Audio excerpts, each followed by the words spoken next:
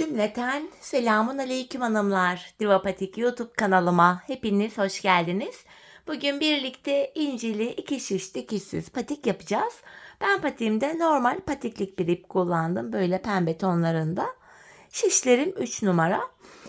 Modelimizi de hemen göstereceğim. İşte hanımlar, modelimiz de bu şekilde. Çok şık, çok hoş bir model oldu. Patiğimizin tabanı, topuğumuz, hiçbir yerinde dikişimiz yok. Bu patik benim elimin ölçülerine göre 37, 38, 39 numara ayaklar için uyumlu oldu hanımlar.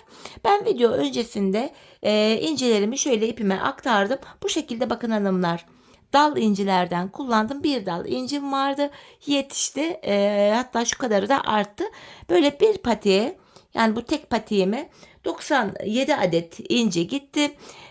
Bir süt patik için 194 inciye ihtiyacımız var. Öncesinde şöyle geçirdim hanımlar. Bakın şu incimin, dal incimin ipini bu şekilde pembe ipime bağladım.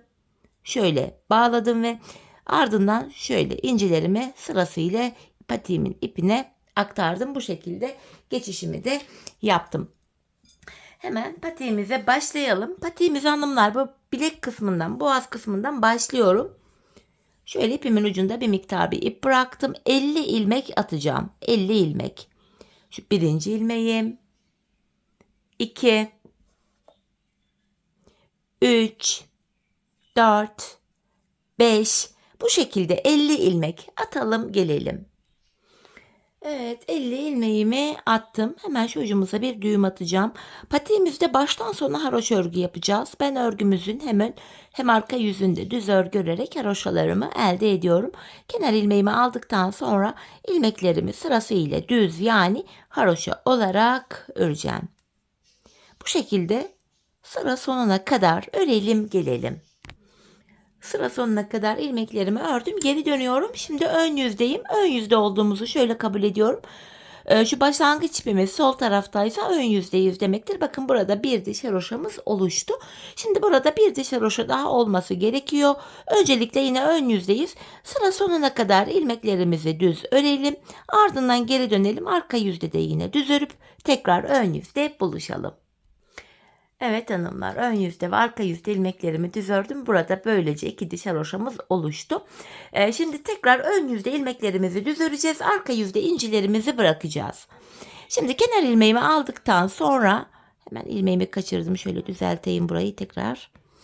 Kenar ilmeğimizi aldıktan sonra yine ön yüzde ilmeklerimizin tamamını düz örelim gelelim.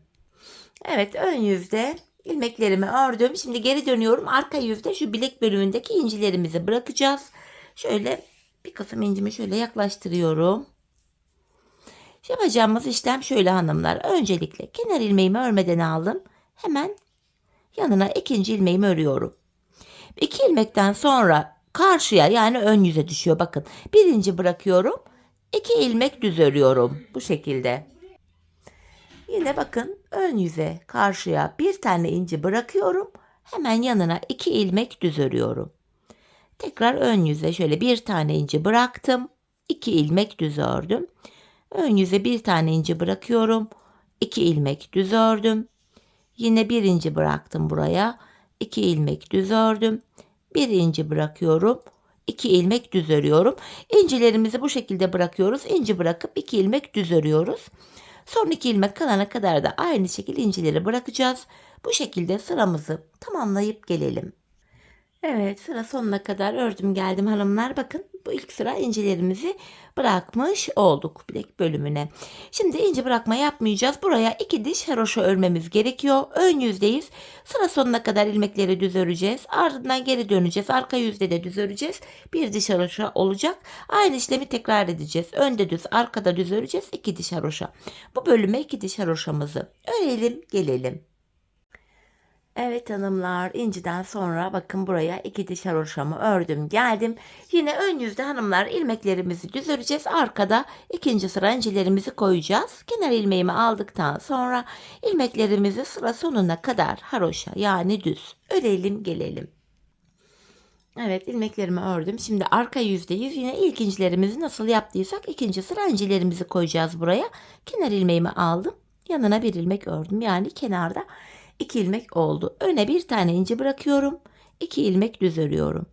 Bir tane inci bıraktım. 2 ilmek düz ördüm. Bir tane inci bırakıyorum. 2 ilmek düz örüyorum. Bir tane inci bırakıyorum.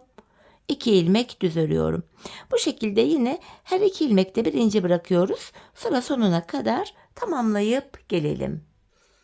Evet, incilerimi sıra sonuna kadar ördüm geldim.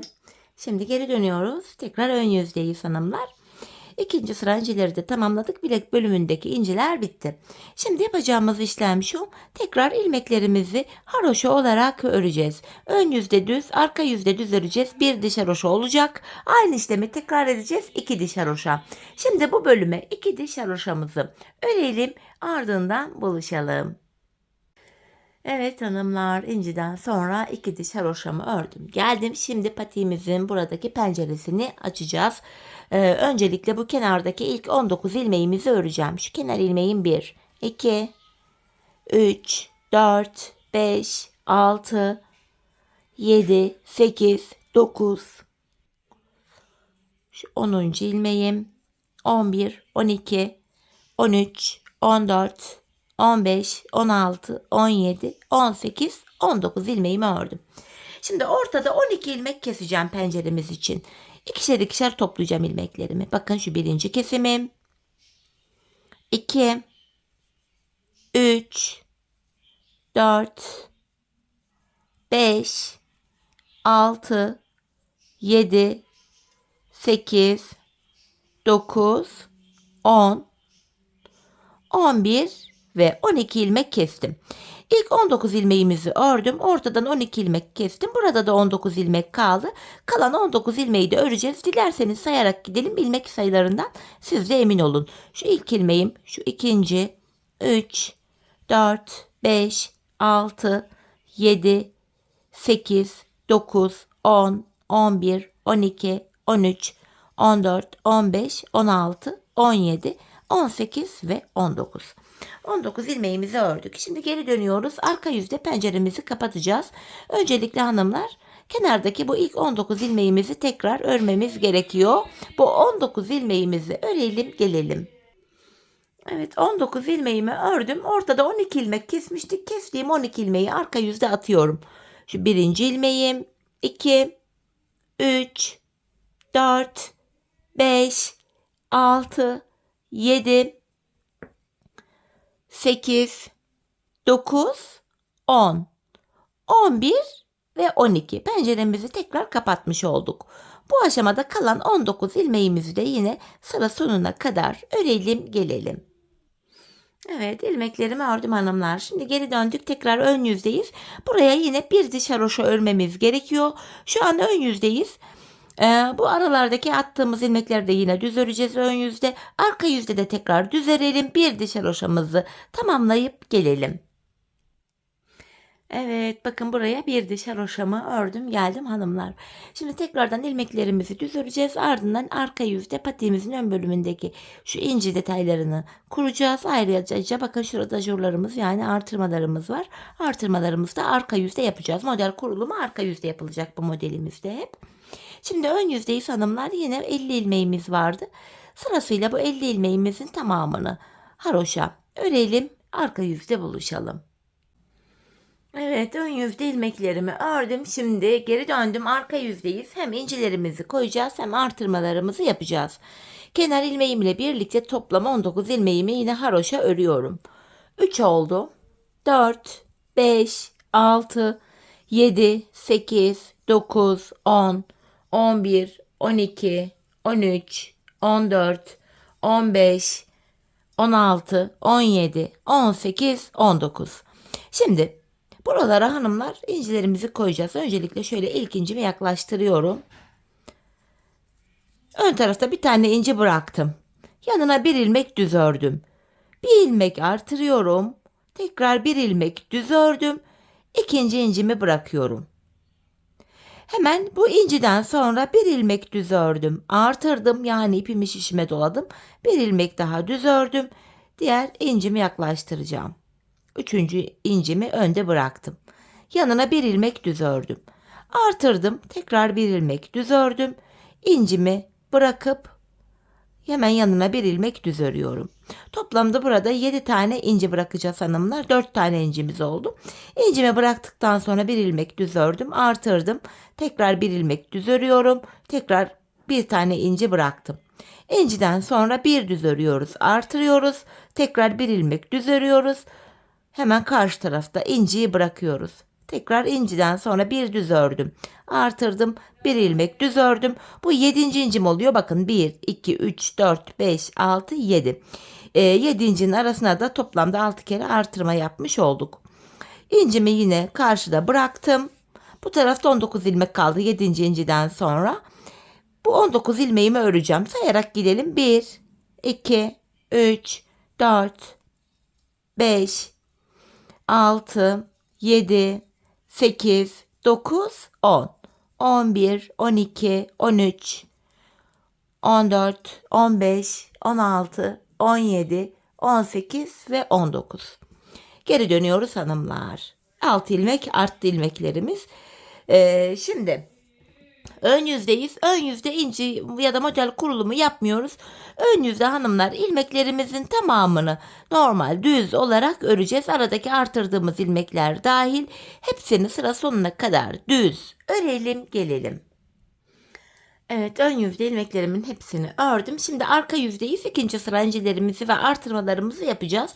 Her defasında 19 ilmek örüp incimizi bırakmaya ve artırmaya devam edeceğiz. İlmek sayısı aynı. İlk 19 ilmeğimi örüyorum. Bakın 4 oldu. 5, 6, 7, 8, 9, 10, 11, 12, 13, 14, 15, 16, 17, 18, 19.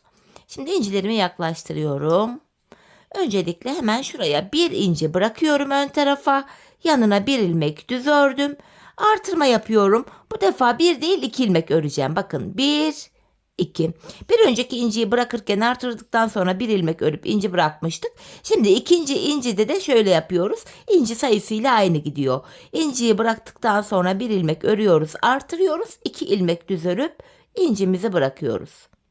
Tekrardan bir ilmek düz ördüm inci bıraktıktan sonra artırdım. 2 ilmek düz örüyorum. 2 düz ördükten sonra tekrardan incimi bıraktım. İnciden sonra buraya bir ilmek düz ördüm. Artırdım. Bakın inciler aynı hizaya kuruluyor böylece. Artırdıktan sonra 2 ilmek düz ördüm. İncimi bırakıp yanına bir ilmek düz örüyorum. Tekrar artırdım. 2 ilmek düz örüyorum. İncimi bıraktım. İnci bırakınca bir ilmek düz örüyoruz. Artırıyoruz. Ardından 2 ilmek düz örüp ön tarafta bakın şu karşıda incimi bırakıp bir ilmek düz örüyorum. Tekrar artırdım. 2 ilmek düz ördüm. Ardından incimi bırakıyorum. Kalan 19 ilmeğimizi de sıra sonuna kadar haroşa olarak örüyoruz. İkinci sıra incilerimizi de bu şekilde kurduk. İlmek sayımız 6 ilmek daha artmış oldu. Her artırmada her sırada ilmek sayıları altışar artıyor. Şimdi tekrar geri döndük, ön yüzdeyiz. Yine ön yüzde model kurulumu yapmıyoruz. Sıra sonuna kadar haroşa yani düz örelim gelelim. Evet, ön yüzde ilmeklerimin hepsini ördüm. Tekrar geri dönüyorum. Arka yüzde 3. sıra incilerimizi kuracağız. Bunun için yine hanımlar bu ilk 19 ilmeğimizi haroşa örmemiz gerekiyor. İlk 19 ilmeğimizi örelim gelelim. Evet hanımlar, ilk 19 ilmeğimi ördüm. Şimdi tekrar bir inci bırakıyorum. İnciden sonra bir ilmek düz ördüm, artırdım. Bakın 3. incimizi koyduk. Bu defa 3 ilmek düz öreceğim.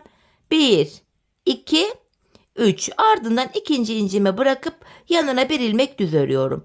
Bir düz ilmekten sonra tekrardan artırdım. Yani ipimi şişime doladım.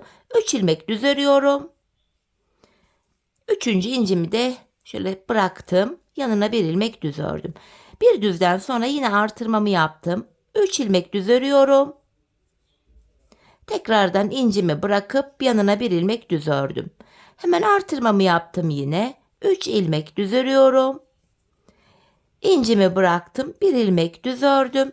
Artırıyorum. Hemen buraya 1, 2, 3 ilmek düz ördüm. Tekrar incimi bırakıyorum. Yanına bir düz ördüm. Artırma yaptım. Yani ipimi şişime doladım. 1, 2, 3 ilmek ördüm. Yine incimi karşıda bırakıp kalan 19 ilmeğimizi örelim gelelim. Evet hanımlar, tekrardan ön yüzdeyiz. Bakın burada 3 sıra incimiz oldu. Şimdi yapacağımız işlem şu: ön yüzde ilmeklerimizin tamamını sıra sonuna kadar haroşa örelim gelelim. Evet, sıra sonuna kadar ilmeklerimi ördüm hanımlar. Tekrar geri dönüyoruz. Arkada 4. sıra incilerimizi kuracağız. Bunun için yine bu ilk kenardaki 19 ilmeğimizi örelim gelelim. Evet, 19 ilmeğimi ördüm. Hemen ardından buraya bir inci bırakıyorum. Yanına bir ilmek düz ördüm. Düz ilmekten sonra hemen artırmamı yaptım. Bakın buraya 4 inci koyduk. Şimdi 4 ilmek düz örüyorum. 1, 2, 3, 4. Tekrardan bir tane inci bıraktım. Yanına bir ilmek düz ördüm. Artırmamı yapıyorum. Yine 4 ilmek düz öreceğim. 1, 2, 3, 4. Tekrardan incimi bırakıyorum. Yanına bir tane ilmeğimi düz ördüm. Artırmamı yapıp 4 ilmek düz örüyorum tekrardan. 2 oldu. 3, 4. Tekrardan incimi bıraktım. Bir ilmek düz ördüm. Artırmamı yapıyorum. 1, 2, 3, 4 ilmek düz ördüm. İncimi bıraktım. Yanına bir düz örüyorum. Artırmamı yaptım. 4 ilmek düz öreceğim. 1, 2, 3, 4. Tekrardan incimi bıraktım. Bir ilmek düz ördüm. Artırmamı yapıyorum. Yanına 4 ilmek düz örüyorum. Ve 7. incimi de bırakıyorum. Kalan 19 ilmeğimizi sıra sonuna kadar örelim gelelim. Evet hanımlar, yeniden ön yüzdeyiz. Yine ön yüzde yapacak bir işlem yok. İlmeklerimizin tamamını sıra sonuna kadar haroşa örelim gelelim. Evet, sıra sonuna kadar ilmeklerimi ördüm. Geri dönüyorum. Arka yüzdeyiz. Bu sırada 5. incilerimizi kuracağız. Yine arka yüzde ilk 19 ilmeğimizi örmemiz gerekiyor haroşa olarak. 19 ilmek örüp gelelim. Evet, 19 ilmeğimi ördüm. Şimdi buraya bir tane inci bırakıp yanına bir ilmek düz örüp artırmamı yapıyorum. Bu defa bakın burada 5. oldu. 5 ilmek düz öreceğim. 1, 2, 3, 4, 5. İkinci incimi bırakıp bir ilmek düz örüyorum. Artırmamı yaptım. Tekrar 5 ilmek düz örüyorum. 1, 2, 3, 4, 5. Üçüncü incimi bırakıyorum. Yanına bir ilmek düz ördüm. Artırma yapıyorum. 5 ilmek düz örüyorum. 2, 3, 4, 5. Tekrar incimi bıraktım. 4. incimiz oluyor. Yanına bir ilmek düz ördüm. Artırma yapıyorum. 5 ilmek düz örüyorum. 3, 4, 5. İnci bırakıyorum. Bir ilmek düz ördüm. Artırdım. 5 ilmek düz örüyorum. İnci bıraktım. Yanına bir ilmek düz ördüm. Artırıyorum. 5 ilmek düz örüyorum. 3, 4, 5 ve 7. incimi bırakıp kalan 19 ilmeğimizi yine sıra sonuna kadar örelim. Ardından ön yüzde yine sıra sonuna kadar ilmeklerimizi örelim. Tekrar arka yüzde buluşalım. Evet hanımlar, ön yüzde sıra sonuna kadar ördüm. Tekrar arka yüzdeyim. 6. sıra incilerimizi yapacağız bu sıramızda. Yine kenardaki ilk 19 ilmeğimizi örelim gelelim. Evet, 19 ilmeğimi ördüm. Yine birinci incimi bırakıyorum. Yanına bir ilmek düz ördüm. İpimi şişime doladım. Yani artırmamı yaptım. Bu defa bakın 6 incimiz var. 6 ilmek düz öreceğim. 1, 2, 3, 4, 5, 6. İkinci incimi bırakıyorum. Bir ilmek düz ördüm. İpimi şişime dolayıp 6 ilmek düz öreceğim. 1, 2, 3, 4, 5, 6. Üçüncü incimi bırakıyorum. Bir ilmek düz ördüm. İpimi şişime doladım. 6 ilmek daha düz öreceğim. 1, 2, 3, 4, 5, 6. Buraya 4. incimi bırakıyorum. Şöyle bir ilmek düz ördüm. Artırdım. 6 ilmek düz öreceğim. 1, 2, 3, 4, 5, 6. İncimi bırakıyorum. Bir ilmek düz ördüm. Artırdım. 6 ilmek düz örüyorum. 3, 4, 5, 6. İncimi bırakıyorum. Yanına bir ilmek düz ördüm. Artırmamı yapıyorum. 6 ilmek örüyorum. 1, 2, 3, 4, 5, 6. Tekrar incimi bıraktım ve kalan ilmeklerimizi hanımlar sıra sonuna kadar örelim. Ardından tekrar ön yüzde sıra sonuna kadar tekrar düz örelim. Tekrar arka yüzde buluşalım. Evet, ön yüzde ilmeklerimin tamamını ördüm. Şimdi tekrar geri dönüyoruz. Arka yüzde hanımlar artık sonuncu sıra incimiz yapacağız. Burada toplam 7 sıra inci olacak. Sonuncu artırmalarımızı ve incilerimizi kuracağız buraya. Yine kenardaki ilk 19 ilmeğimizi haroşa olarak örelim gelelim. Evet, 19 ilmeğimi ördüm. İncimi bırakıyorum 7. incimi. Yanına bir ilmek düz ördüm ve artırmamı yaptım. Artırmadan sonra 7 ilmek düz öreceğiz bu defa. 1, 2, 3, 4, 5, 6, 7. Ardından tekrar ikinci incimi bırakıyorum. Bir ilmek düz ördüm. Tekrar artırmamı yapıp 7 ilmek düz örüyorum. 3, 4, 5, 6, 7. Sonra tekrar incimi bırakıp bir ilmek düz örüyorum ve artırmamı yapıyorum. 7 tane düz. 1, 2, 3, 4, 5, 6, 7. Tekrardan inci bırakacağız buraya. Hemen şöyle incimi yaklaştırıyorum. Yanına bir ilmek düz örüp artırmamı yapıyorum. Yeniden 7 ilmek düz örüyorum hanımlar. 3, 4, 5, 6 ve 7. Tekrardan incimi bıraktım. Bir ilmek düz ördüm. Artırmamı yapıyorum. Ve yine hanımlar buraya 7 ilmek düz öreceğiz. 1, 2, 3, 4, 5, 6, 7. Tekrardan inci bırakıyoruz buraya. Bir ilmek düz örüyorum. Ve yine artırma yaptım. Hanımlar tekrar 7 ilmek düz öreceğiz. 2, 3, 4, 5, 6, 7 ve son kez buraya 7. incimizi bırakıyorum. Burada kalan 19 ilmeğimiz, hepsini sıra sonuna kadar haroşa örelim gelelim. Evet, ilmeklerimi ördüm geldim hanımlar. Burada toplam 7 sıra incimiz oldu. Artırmalarımızı yaptık ve şişimizdeki toplam ilmek sayısı da 92 oldu.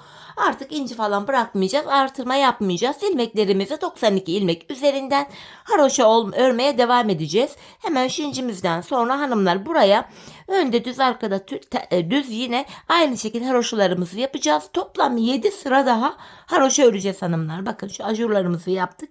Buraya toplamda 7 diş, yani 7 sıra daha haroşa örmemiz gerekiyor. Artırma yapmayacağız, inci falan kurmayacağız. 92 ilmek ile buradaki 7 sıra haroşalarımızı örelim, ardından tabanda buluşalım. Evet hanımlar, incilerimden sonra buraya 7 diş haroşamı ördüm geldim. Bakın sayalım. 1, 2, 3, 4, 5, 6, 7. Şimdi burundan başlayarak tabanımızı öreceğiz. Şişimizde toplam 92 ilmek var. Buruna 8 ilmek ayırıyorum. Geriye 84 ilmeğimiz kalıyor. 84 ilmeği de iki yana eşit paylaştırınca yanlara 42'şer ilmek düşüyor. Şimdi tabanımızı öreceğiz. Öncelikle bu kenardaki ilk 42 ilmeğimizi öreceğiz. 3, 4, 5, 6. Bu şekilde 42 ilmek örelim gelelim. Evet, 42 ilmeğimi ördüm. Şimdi burnumuz için 8 ilmek daha öreceğim. 1, 2, 3, 4, 5, 6, 7 ve 8. Saydığımız anda şu sol tarafta da 42 ilmek kalıyor. 8 ilmekten sonra geri dönüyorum. Bu taban bölümde ipimiz hep karşıda olacak ve ilk ilmeği örmeden alacağız. 8 ilmeğimi tekrar örüyorum. Şu ikinci ilmeğim. 3, 4, 5, 6, 7 ve 8. Tekrar geri döndüm. 8 ilmek ile burada bir diş haroşamız oluştu. Tabanımız 12 ilmek olacak hanımlar ve 12 ilmek olana kadar her sırada yanlardan birer ilmek örerek ortaya ekleyeceğiz. Öncelikle yine ip karşıda, ilk ilmeğimi örmeden aldım. 8 ilmeğimi örüyorum. 3, 4, 5, 6, 7, 8. Bir ilmek şu kenardan örerek ortaya ekledim. 9 ilmek oldu.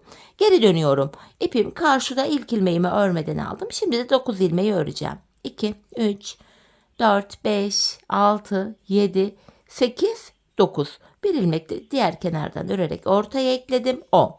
Geri döndüm. Yine ipim karşıda ilk ilmeğimi örmeden aldım. 10 ilmeğimi örüyorum. 4, 5, 6, 7, 8, 9, 10. Bir ilmek de kenardan örerek ortaya ekledim. 11. Geri dönüyorum.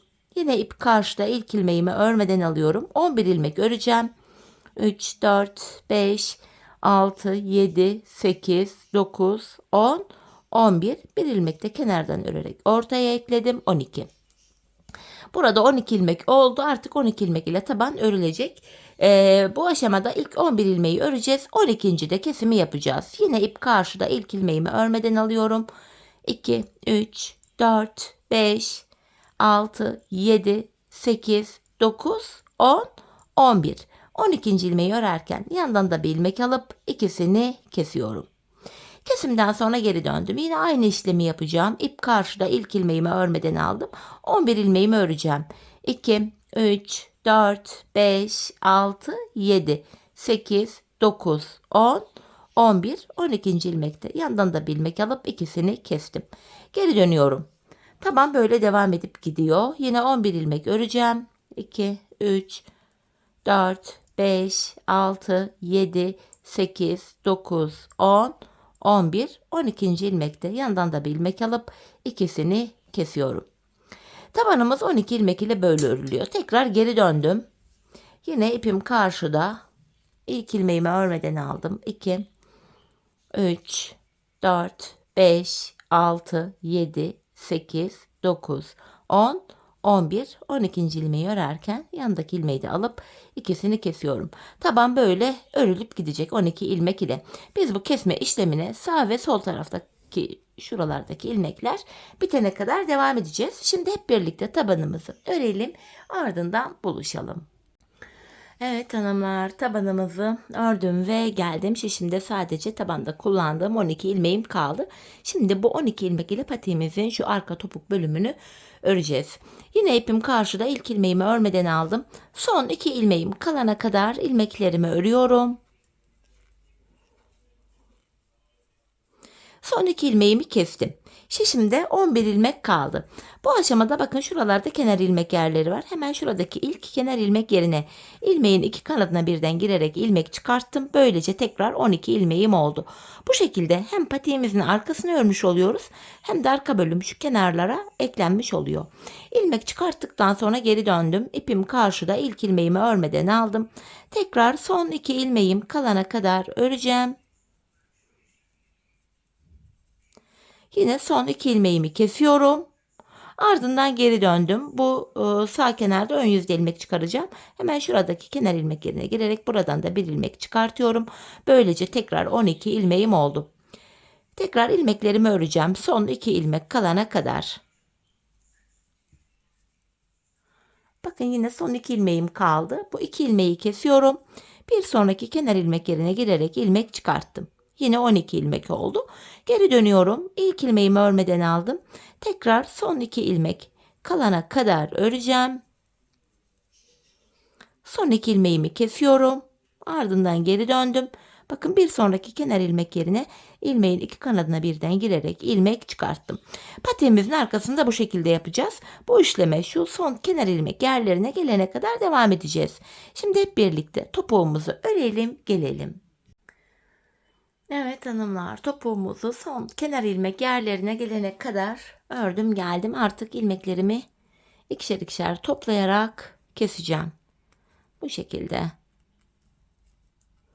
Patiğimizi böylece tamamlamış oluyoruz. Evet, son bir ilmeğim kaldı. Onu da kestim. Hemen şu kenarımızda tümsek bir görüntü oluşmasın diye şöyle dibine batarak hemen şuraya burayı düzlüyorum. 2 de zincir çekip ipimi kestim. Hemen iplerimizin ucunu gizleyelim. Bakın başladığımız yerde patiğimizi bitirdik. Hiç ip kırmadık. Aynı iple başladık ve başladığımız yerde bitirdik. Tekrar arkada şöyle zincir tekniği ile düğümlüyorum iplerimin uçlarını. Şöyle sıkı ve sağlam oluyor bu şekilde.